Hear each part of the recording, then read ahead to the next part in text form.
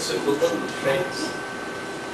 Mr. Mart Venniston is an American engineer and IT specialist who has a passion for education and is now based in Chennai. He assists Easat Vidya, an NGO that is into educational consultancy and publishing. The goal of Easat Vidya is to improve thinking skills and creativity in Indian schools. It prepares and publishes curriculum materials for primary and secondary grades. It trains teachers, it studies and evaluates classroom teaching practices. It helps organizations like Wipro, IBM and Pearson Foundation to improve education in India. Now, Matt heads the scalability group in Easat Vidya. He uses computer technology to scale up good teaching practices and prepare video content. He graduated in engineering from Cambridge University and worked for various IT consulting companies in the Washington DC area. Because of his passion for teaching, he acquired a master's degree in education and taught mathematics and computer science in government schools in Washington DC for 6 years. During a consultancy assignment in New Zealand in 2006, he met Chennai-born Malati, who is here, who was teaching at Victoria University in Wellington. They married in 2007 and Mart moved to New Zealand. They subsequently moved to Chennai. Malati teaches at the Madras School of Economics. This evening, Mart will tell us about his work and the work of Easat Vidya in improving education. He'll also give us his impressions of students and teachers and school education in Chennai and India.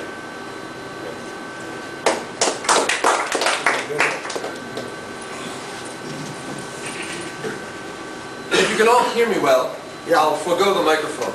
Yes. So first of all, thank you very much for a warm reception and a lovely introduction. Good job. It's my pleasure to be here. As Manu says, my passion is education, and having an audience of people who are interested in education, especially education amongst the bottom of the pyramid, which India has unfortunately a large share, is extremely important if we're all to move forward in the 21st century. So this evening I'm just going to talk briefly about an American perspective on Indian school education, comparing what I have seen in my experience at Easat Vidya, actually Easy Vidya we call it, the American spelling, and what I've seen as a teacher in US government schools, as a consultant to the New Zealand Ministry of Education, and as someone who's been interested in education throughout the world. So I don't think I need to go through this much. I'll just move slightly out of the way. You can sit. Is that better? Sit. How about this? Is that all right? No, yes, fine. Okay. So I was an IT consultant for 10 years. I think I know a fair amount about computers. But increasingly, computers are not the answer. We know that technology is an important support and will help us scale up. But fundamentally, we need people who teach. So I spent 6 years as a teacher, 2 years in New Zealand as a consultant working with their ministry publishing company called Learning Media. And then since moving to Chennai, I was lucky to meet up with Chitra Ravi, who's the CEO of Easat Vidya. Just a quick overview of the company. Offices across India, Chennai, Coimbatore, Delhi, Bangalore. As a company, they publish curriculum material that tries to create the 21st century skills. Critical thinking, creative thinking, collaborative learning. That's been adopted by over 400 schools. We do a lot of teacher empowerment, and this is where I get to draw on some of my special expertise. In that India, and the federal government especially, has identified that the way that we have taught for the last 50 years is not the way that we should be teaching for the next 50 years. This understanding has dawned, and it's slowly percolating its way to schools. And so organizations like Easat Vidya help move that process along. We do a lot of work with NGOs and also with technology companies like IBM, as Manu said. Recently, Nokia has joined hands with us on a major project on cell phones. And we deal with lakhs of schools, lakhs of students, hundreds of thousands of students, thousands of teachers, and it's just a drop in the bucket of Indian education. So let's look quickly about what teaching looks like in India. This is a typical classroom scenario. I think it's probably familiar to you from your childhood. This is a photograph of the school that I taught in Washington, D.C.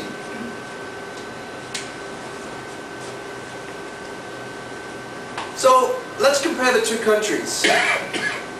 Between the United States and India, which country would we think would be more lecture style, teacher standing at the front of the classroom like I am now, desks in nice rows, coverage of a state-mandated syllabus as opposed to a lot of individuality in teaching, and testing, and more testing. So what country does that sound like to us? India, very much. It's both. And if you look carefully at the photographs, I have students facing the front of the classroom in direct rows. I have calculators out on desk perhaps, but lots of standardized testing going on.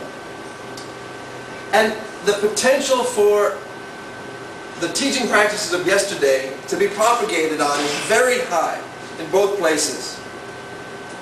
But what's most curious to me when I come to India, and I've been interacting with Indian principals and school teachers and kids directly, is that the two methods give very different results. Having talked with a bunch of Indian students, I am stunned by how much they know. Incredible depth of content knowledge. And the work ethic is in general very good, even amongst very high poverty schools.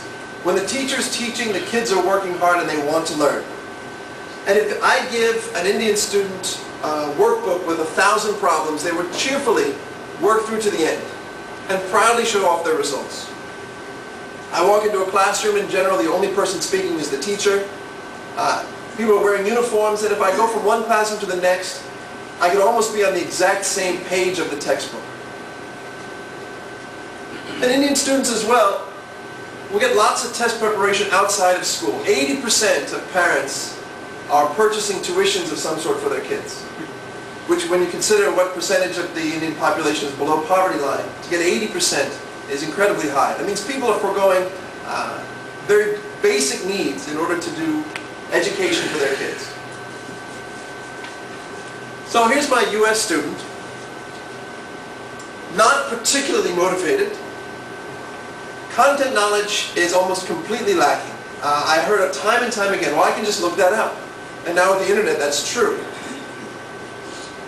What's interesting is that they persist at their own desires. So you'll have the opportunity for an American student who is interested in the arts to do a 4-week project on that particular art within school. Whereas, if I'm not doing engineering or medicine, I'm not really studying, am I? The classrooms in the US are extremely active. Kids are talking about all kinds of subjects. And the test preparation is happening in school, not outside of school. So, what is causing all of this?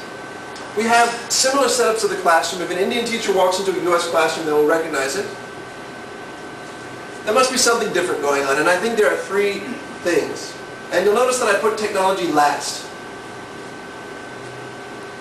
Expectations as to what children should be doing, what we call learning, and what teaching looks like, are hugely different in India and America.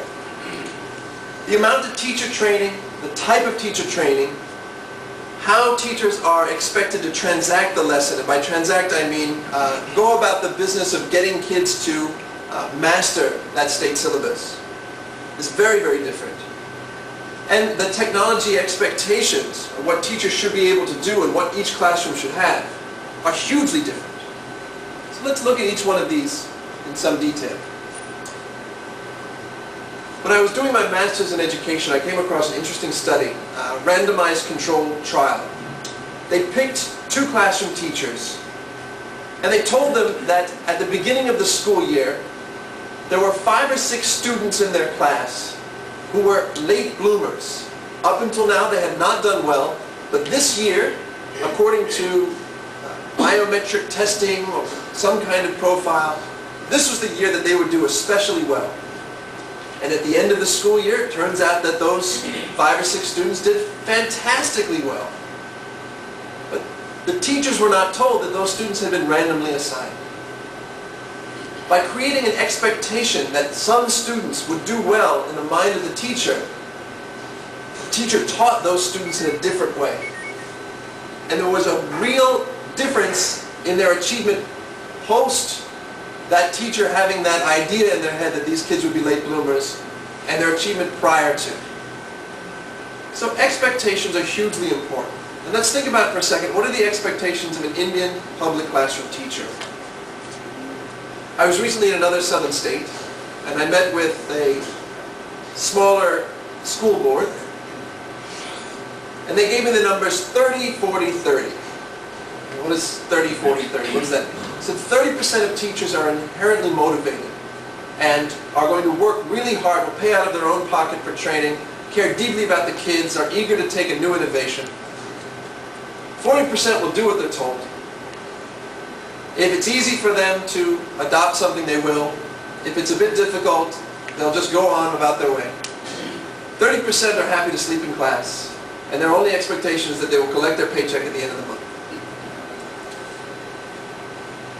And then I dug a little further. What are the expectations of those teachers for their kids? Do they have a particular feeling about whether one kid will succeed more than another? Or is there a need to perform some remediation? If some of my kids are struggling, whose job is that? Whose fault is that? Whose responsibility is that? And in the Indian classroom in general, and I can't quantify this, so forgive me, but in general, the expectation is that it's the child and, in fact, the parent of that child's responsibility to ensure that that child succeeds. And if the teacher goes about their business, that's good enough. And if a student is struggling, well, they should get some tuitions. Now let's look at the American public classroom teacher. There was an act called the No Child Left Behind law that began when I started my teaching career and reached fever pitch this year. It said that by 2012, 100% of all U.S. students in public government schools will be proficient at the state-sponsored test. In other words, everybody has to pass. Now, I don't know if you've ever tried to get 100% of any group to do one thing at the same time. That's quite a difficult task. And as a consequence, 2 things have happened. One is that schools are being closed, teachers are being fired, because the law says that if you cannot get your students over this threshold, we will deconstruct your school.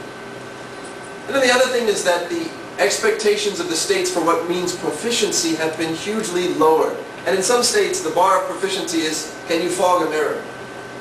As in, does that child have a pulse? And if they showed up at school, they're proficient.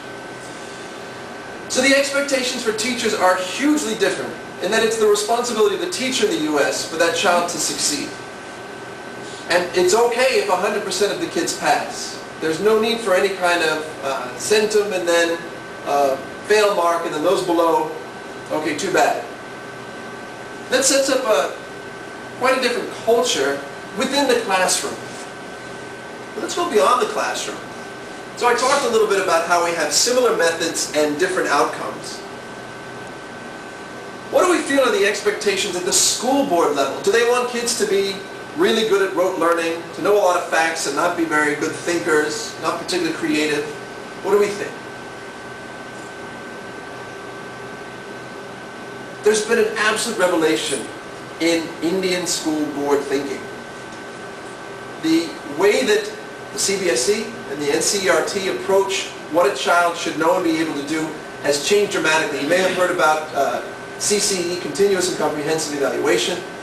You may have heard about some of the efforts to move into more constructivist teaching. At the school board level, Indian schools are some of the most enlightened groups in the world. They're at the forefront